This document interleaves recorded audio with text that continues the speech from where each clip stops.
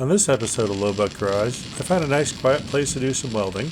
I do a little carburetor work. The whole thing broke clean off. I do a little electrical work. Gotta evict another spider. And then this happens.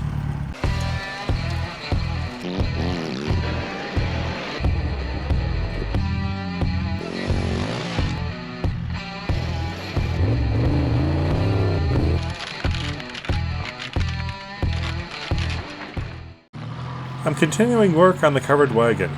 I might get it done this time. I went to adjust the idle speed because it seemed a little low. Here's the idle screw. The whole thing broke clean off. That would explain why my idle was low. The foot operated throttle has a plate. Then there's a cable operated throttle which goes on top of that, lines up with that little hole. Then there's this broken piece, and that has set screws for the butterflies, so that's limits fully open. That is the initial opening, and that goes on top. And this little pin goes through the hole and everything. Now the only thing that actually drives the throttle blades are those two flat spots, right where it's broken in half. I vaguely remember having some old Solex carburetor somewhere in this shed. Not it. Gotta do something with that someday. 318 parts, Alfa Romeo parts, spare little two-stroke I put an output shaft on. There it is.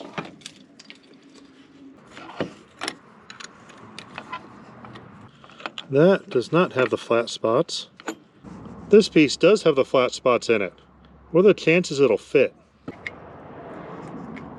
Yep, fits right on.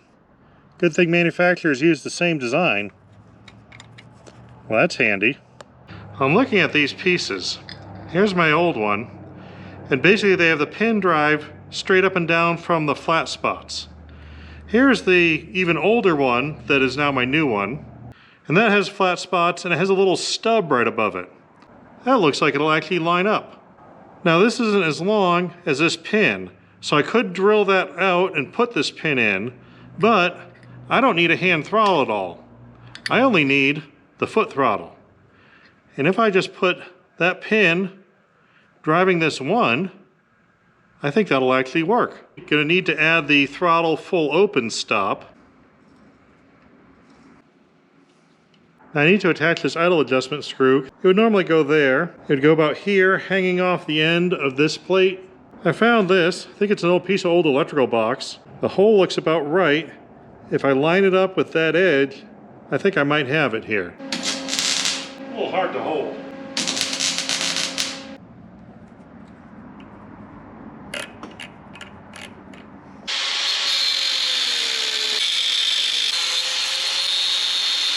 I did a little grinding to make sure it didn't hit anything.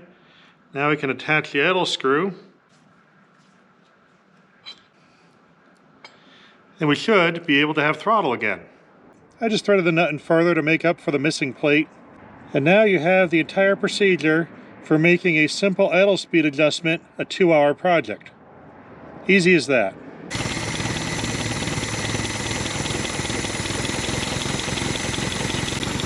That sounds a little better.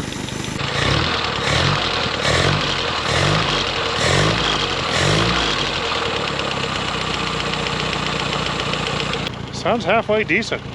Now I already had a temperature gauge mounted to this right there, and I made a hole for an oil pressure gauge.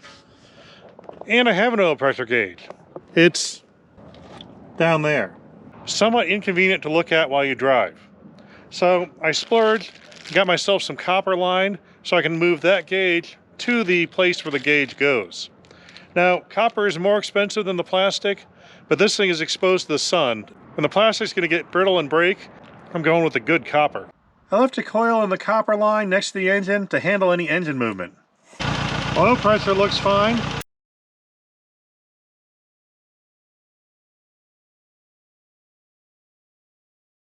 The entire time I've had this going, I've never had any type of alternator whatsoever, or any way to tension the belt either.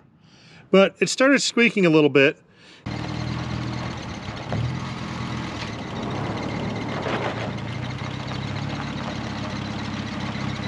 It could be that you can just spin the water pump right on the belt. It doesn't really have a whole lot of tension. or it could be that the water pump has bad bearings. But I figure no matter what, I'll probably want to be able to adjust the tension, and seeing how I'm running triple electric fans, I'm probably going to want to add one of those belt drive electricity maker things right about here where the generator used to be. Now we just got to pull this thing to the outer groove where it lines up. There we go. And then it's super loose. Luckily these flatheads turn over pretty easy by hand. Makes this a lot better. Alright, belt's off. It's making a little bit of sound. I'm just going to spray some oil in the general area here and maybe that'll fix that problem. What I'm feeling is it looks like there's a little bit of bounce back. See how it sort of acts like it's rubbery? It might just be rubber steel sticking. I'm going to use some light oil, soak the whole area. And hopefully that'll get in the seal and lubricate it enough to be better. Doesn't feel like there's any play in the bearings, so that's good. What I have here is a good old Chevy alternator. It doesn't work and makes those kinds of sounds when it spins. That's not necessarily a good thing. So here, I'm going to apply a rebuild kit. Got to evict the spiders here. New home. That front bearing's got to go. There is a hex in the end. I could have held it, but impacts work so well. Now the nice thing, it looks like this bearing is just held in with some bolts. New bearing in. That's a lot better. Got to evict another spider. Got our electronics gutted. Got to pop out that bearing. I'm going to use a big socket to hold the housing and a little one to press out the bearing. Oops. Probably should do this on a real workbench. There we go. It'd probably be a little nicer putting a new one in. We use the plastic hammer. Didn't want to go in all the way easily, so I'm going to use a vise. I don't want to press on the outside of the housing because then you transfer the load through all this stuff. We're going to press directly where the bearing goes. So I'm going to use this socket to transfer the load. Use a piece of aluminum to protect the bearing. Falling. Helps if you have 4 hands. There we go.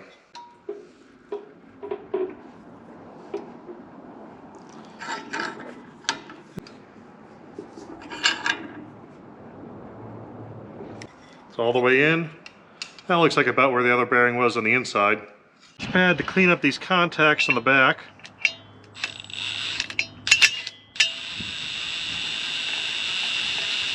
A lot better than turning it by hand.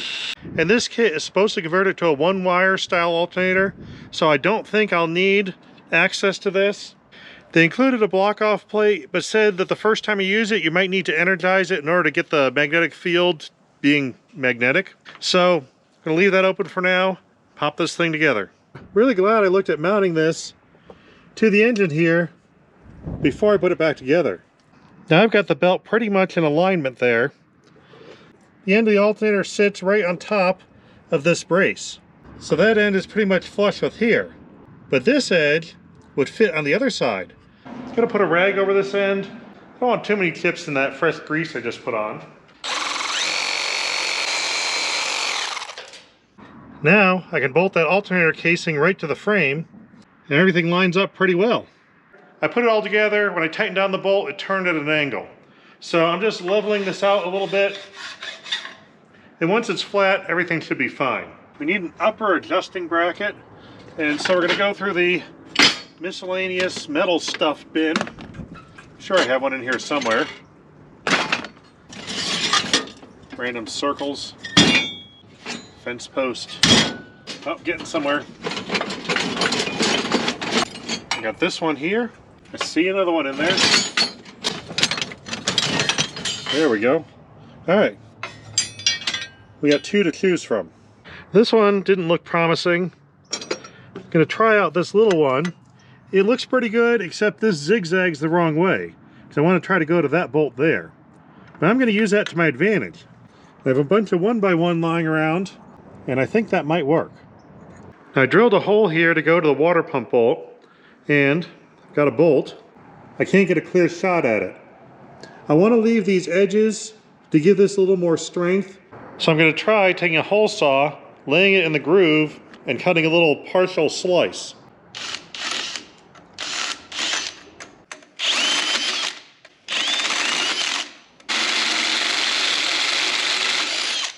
I don't recommend that method, but it did work. Somehow the round bit made a square hole, but I got my clearance. I fiddled with the pieces. I can't put them in a straight line, so I had to angle cut the end, but now it looks like my alternator will have proper adjustment. All I have to do is weld these two together.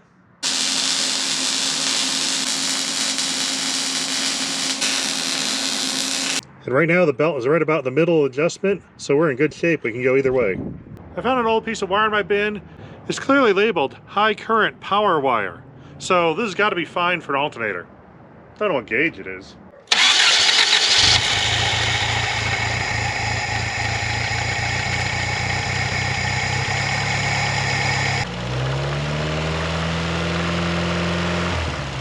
So it probably has lost any residual magnetism. We're going to power it up initially. And this should give it, there we go. That should give it a magnetic field so that it can self-energize. Let's try this again. For some reason the alternator isn't charging. Went back and looked. I'm losing big chunks in my belt, and it doesn't seem like the belt is doing a whole lot. So we're going to try tightening this up and see if that helps. Now that's a bit of an adjustment difference. Now the alternator is working great. One problem I've been having is this belt, chunks keep flying off of it, and as they break loose, they go directly into where the driver is sitting. And that's not particularly comfortable. So in order to aid driver comfort, I'm going to change out that belt. For some reason my parts store doesn't carry the wide belts. I had to special order this one, but I got it now. Gotta take this side apart one more time. Got the procedure down pretty good now. Went in the dirt. Someday we'll get it right. Hopefully the bearing doesn't roll in the dirt. That's a lot harder to clean. And we have brake pads soaked in oil and a leaking wheel cylinder.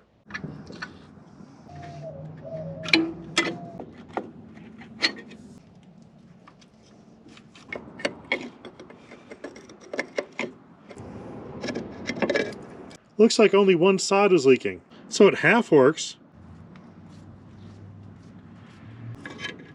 It was fun to rebuild the old one anyway. At least we learned something there. I twisted the wheel cylinder as I put it in, so that way I can tighten up this line, and the way I tighten it actually straightens it out. These are absolutely soaked in brake fluid. And normally having brakes soaked in oil is a bad thing, but I'm going to call it an opportunity. I want to fix the rear brakes at some point. But it's going to be questionable whether I'd choose to buy new shoes for that or not. Now that these are soaked in oil, I'm going to put these on the rear, because this uses the same brake shoes all the way around. So I bought a set of rear shoes, and a pair of new ones are going on the front. They were available at Napa in 30 bucks, not too bad. I got my shoes back on, and again, I put the big shoe on the front and the small on the rear. I mentioned this in the last video, but I should have done it more thoroughly. A lot of people made comments telling me I did them backwards, and the bigger one's supposed to go in the back. There's more than one type of drum brake system. This one right here is fixed on the bottom, and the pistons are the only things you can move. We gotta brave the spare axle pile again. This time we're going over here. This is the rear axle out of a 93 Dodge pickup. They have the wheel cylinder on top, but there's a fixed pivot up here. On the bottom, there's an adjuster, and that can move. So on this style, you put the bigger one in the back, because as you rotate, the brakes hit, the bottom moves, and the whole thing moves rearwards. Whichever way those shoes move, put the bigger one on that side. That's the one that's taking most of the wear, and that's the one that's going to wear out faster, so it needs more material. I don't like how close this exhaust pipe is to this radiator hose. I'm going to replace this radiator hose with a metal piece that's a little bit further up, but for now it's full of coolant and doesn't leak. And I don't trust that water pump. I think I'm going to be changing it soon. I don't want to go through the process of draining and refilling the coolant system twice. So I'm not fixing this yet. I've got a selection of heat shielding material I pulled off old wrecked cars. That way we can cover up the problem instead of fixing it. Safety wire pliers, the right tool to do the wrong thing. I'm going to give the brake adjusters a little adjustment. I just tighten them till they start to drag, and then back off till they're free again. I figure that's good enough. I've got this wagon pretty much done. There's just a few minor things I got to do to finish it up. But rather than do that, I've got a better idea. Today is my kids' last day of school before the holiday break. They're going straight from school to a Christmas party, and I'm supposed to meet them there this evening. I'm going to bring this. I'm going to need to do some decorating. I am going to need 110 power, and for that, I've got a new toy. At this point, I'm getting hit up by a surprising number of companies wanting me to show their products, and I'm turning down almost all of them.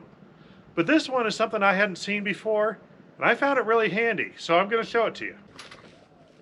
Now, a little while ago, I was contacted by a company called Ecoflow, and they asked me if I wanted to try out one of their portable power stations. Now, I've never looked into this kind of product before, I haven't done any comparisons, but I do like power. So I said, sure. They have all sorts of environmental stuff here that normally worries me a little bit. We'll ignore it for now. At least the letters are in green. I like that. It's got carrying handles and a box of stuff. Well, that's awfully fancy for a cardboard box. Okay, oh, we got cords, actual instructions. Car charger, house charger. I have no idea what this is for. Maybe I should read the instructions. Let's just pull it out of the box. Got a display panel, USB ports, fast charge, A, C, I don't know. If it fits, it charges. I'm just gonna press power and see what happens. Nothing. Oh, there, nope, it's doing things. The amount of USB ports means I can plug in every single important electronic device I have. Done.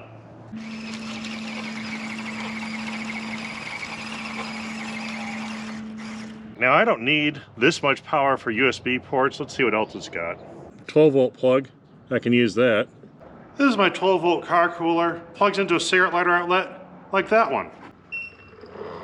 There it goes. Good thing this has so many hours on it. You can really hear that fan. We have an on-off switch for 12 volts, on-off switch for 110. I'm gonna press AC on. It beeps. Plug in. Gives me a little indicator telling me I have AC power at 60 hertz. We can just plug stuff into it and use it. It changes the amount of time you have left available depending on your power output.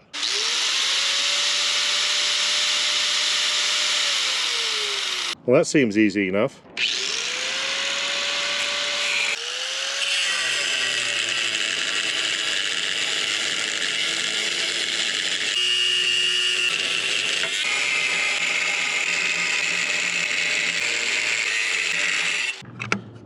It looks like that's where you put power in. Ecoflow also sent me a solar panel that goes with this. So let's take a look at that. Got all sorts of stickers saying fragile. Precision glass products. Great, something I can break. They definitely have fancy packaging. Let me show you this. These little zipper pulls are awfully nice. Sort of oval in profile and have their name on it. They spent a lot of money just on zippers. That's kind of a good sign. Maybe they actually care about their products. Wonder why they sent one to me. I like the instructions. There's no words except how to use. Face this side towards the sun. Alright, I can figure that out. So this unfolds. Hey, the sun's coming out. Perfect timing. Got through the first steps. One more picture of plugging things together. The connectors are clearly labeled for plus and minus, but more importantly, they have two different ends. So you can't plug the wrong one in, it's not going to go. Only one way to hook this up, which is good. I like simple. We just take this end, plug this in there, and see what happens. I heard a click. It's beeping. Let's see what's happening on the other side. It automatically turned on, and I'm assuming that means it's charging. Input 37 watts. It's not a whole lot, but I bet they expect sun, and that's not very good for sun. My angle's totally wrong. We'll see what it does when I actually have this set up right. Now it's still pretty cloudy out. We've got more juice. We're getting well over 100 watts into this. Still a lot of clouds, but we have some sun. Well, now we got a pretty sunny day. That is running 260 watts. That solar panel is supposed to put out 220. After doing it a few times, I got better at setting this up.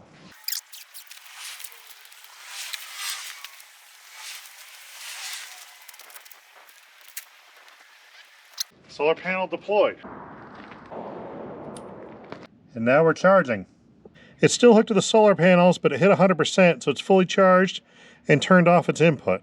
Now, so far, I've never plugged that unit into the wall. So that is all sun energy in there. Now let's put it to work. Not too long ago, if you wanted to do some welding out in the field, You filled up half a pickup bed with a generator and a welder and all your supplies. Now it fits on the front rack of an ATV.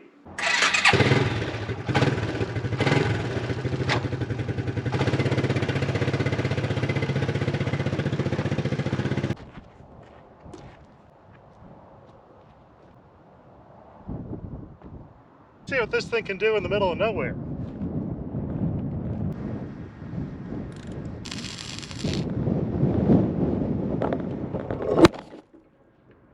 It's a little bit windy.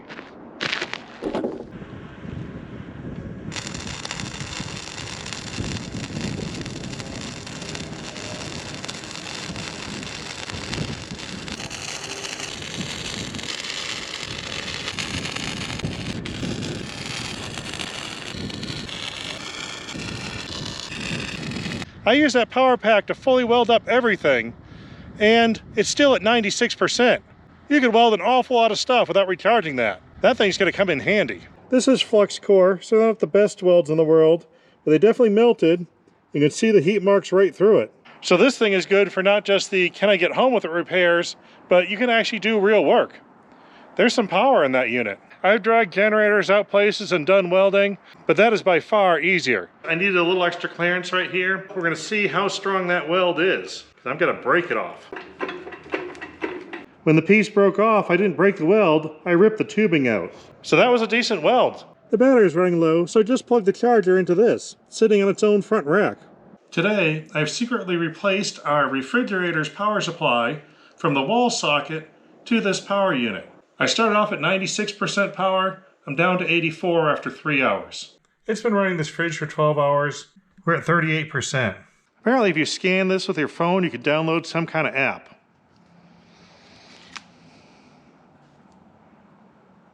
I'll let someone else deal with that. Now, I'm going to try my shop fridge. We have got 100% charge right now. We'll see how long it lasts with that fridge.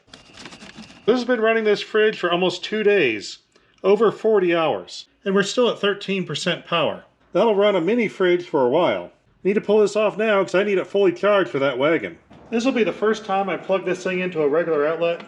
It's been all solar so far, but I need this thing charged up in a few hours. Input's going up. Seems to be holding steady around 1500 watts. Claims it has recharging time of 1 hour from 14%. Now, is this unit equivalent to a gas generator? Absolutely not. They're two different things. The best comparison I can make is the cordless drill. I used to think cordless drills were a waste of money. They were too expensive, they couldn't do enough. Now I use one every day. But if it takes a lot of work where you need serious power and you have to drill for a while, this is no good. I go to the good old corded drill. There's just no way to store that much energy in a battery. It would be too big to be practical and you wouldn't need it most of the time. If you're doing something where you need a lot of power for a while, a fuel-powered generator is the only way to go. But I would never take a gas generator and throw it in the back of my wife's car or run it inside the house. That you can. And sometimes that's even more convenient than dragging out an extension cord. They both have their benefits and they both have their drawbacks. Now, while I'm talking about drawbacks, there's something I gotta bring up. There is a safety issue, especially around water. On a gas generator, you could drop it in a lake, pull it back out, clean it up, maybe replace a couple things, and you're good to go. I got the manual for this unit here. There is a bunch of warnings about water. Avoid contact with any liquid. Do not immerse in product or get it wet. Do not use in humid environments. Warnings, more warnings, more warnings. If water is found in the product, it must not be used or turned on again. Take anti-shock measures before touching the product. Then if it gets wet, please place it in a safe open area and stay away from it until completely dry. The dried product should not be used again and should be properly disposed of. If it catches fire, we recommend using fire extinguishers in the following order: water or water mist, sand, fire blanket, dry powder, and finally, a carbon dioxide fire extinguisher. When I use this, I'm not carrying all those fire extinguishers. And this is directly from the manufacturer's own instructions. That's something you need to know about. It's been about an hour and 10 minutes. That's at 97%. Only taken 600 watts. It must sense the batteries and change its charging as it goes. Which should be done in no time.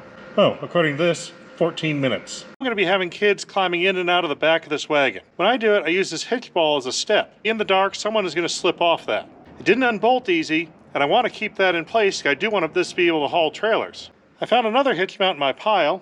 I flipped it over.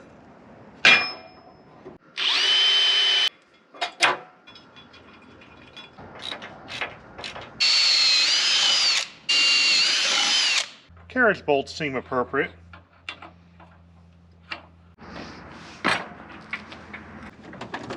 If it holds me, it'll hold kids. I think the best category for this is slow-moving farm equipment. Now we're safe. I threw this toolbox across the bed here just to see how it fit. I was thinking about mounting it, but I decided it was too big. I've had this on at least 3 different vehicles already. There's still parts from those other vehicles in here. I definitely don't need this much storage capacity. I'm going to temporarily install it today because I don't have any reel covering over that engine. And if I have kids in here, I want a wall. They'll be contained back in this area, which is better. Found an old J-bolt. I'm going to run that under one of these. That'll do it for today. Now this bolt is way too long, so I'm going to add some spacers. When I'm looking for those sockets, remind me where I put them. The wall is secure. This unit has some cooling fans that need to have airflow. I've got about 1 inch here. Probably not quite enough, but it's supposed to be cold tonight, so I think it'll be okay. I'm going to do a test fire on these lights. I can use the switch in the power box. There's some out over there. So we got to do some diagnostics. Apparently this is one of those, if one goes out, they all go out in sympathy style. Gonna have to just try every single holder, apparently. Well, since we got plenty of electrical power, I decided we're gonna make some hot cocoa. I found this travel crock pot. It's got a lid that latches. So I'll just strap this down, plug it in, and we'll have hot cocoa to go.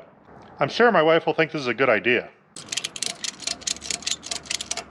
We're sturdy. I want to have a little extra forward visibility, but the front end will look weird if I stick some big lights on it. I got a pair of small work lights left over from another project, and there's already some holes in the frame rail. I think something like this will do. Barely even notice them. I just put a new switch in here, so I'm going to steal that. Got the headlight switch in, and just in time, because it's starting to get dark here. Oh yeah, that'll be totally fine. It's not like I'm going more than 5 miles an hour.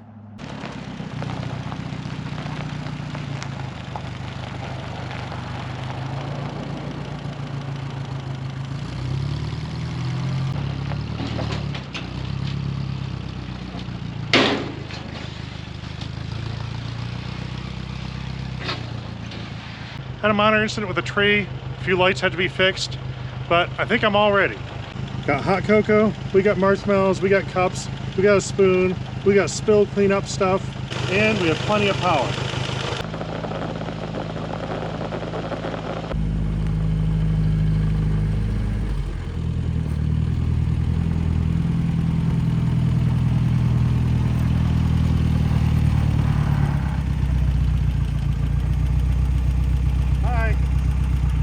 Delivery. Oh, can we ride in that? Anyone want delivered hot chocolate? Can we ride in that? If it's okay with their parents. Cocoa's in the crock pot, there's marshmallows, there's cups, there's a ladle type thing. We're going to... I just want to scream right here, right now. That's cool. That is so cool, isn't it? Okay, so what is our... I need to put on my stuff. Oh, I didn't have a plan. I was thinking we could go around and look at Christmas lights while eating hot cocoa. Or drinking it. Okay. That's going to be amazing. For the lids. I've been busy today. Thank you! Santa was driving this. Wow, this You is got a lid so... already? You're welcome. May I have some? Absolutely. Can I have some too? Of course. Oh Apparently this is working.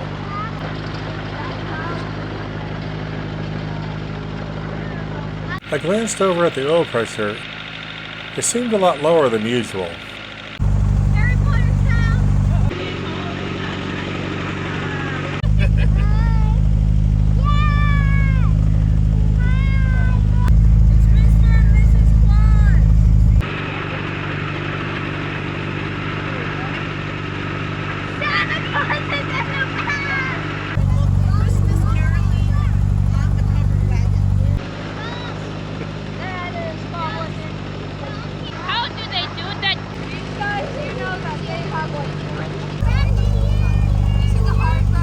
The oil pressure kept getting worse. But the engine seemed to be running fine, so I ignored it.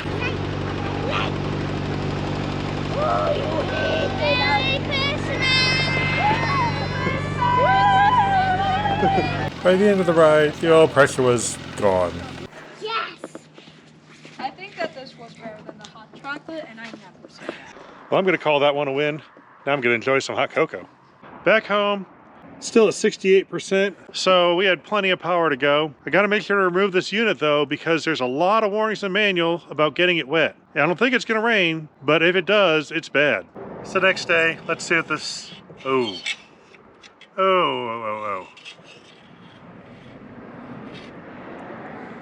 That's not a good sign.